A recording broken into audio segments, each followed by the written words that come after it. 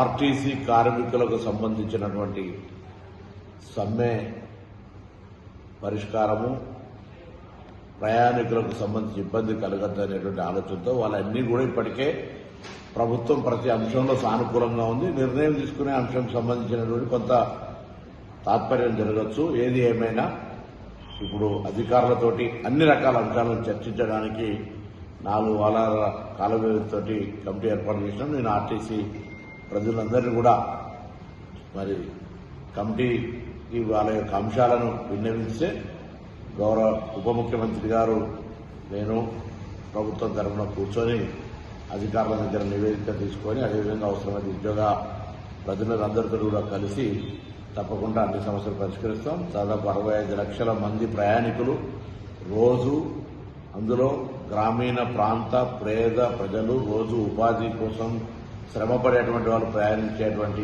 ఈ బస్సు ప్రయాణం పేదవాడి లైఫ్ లైన్.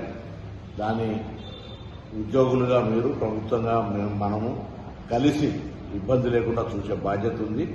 తప్పకుండా వాళ్లకు సంబంధించినటువంటి సంక్షేమము, ఉద్యోగులది, ప్రయాణికుల సౌకర్యము, సంస్థ పరిరక్షణ తప్పకుండా చూస్తాం. కాబట్టి ఎటువంటి బేసిజన్ పోకుండా అధికారులకు సంబంధించినటువంటి సమస్యలన్నీ నివేదించమని వారితో అందరూ కూడా ఉన్నత అధికారులు వారి ద్వారా ప్రభుత్వంకు నివేదిక తీసుకొని వాటన్నింటినీ పరిష్కారం చేయడం జరుగుతుందని నేను విజ్ఞప్తి చేస్తున్నాను.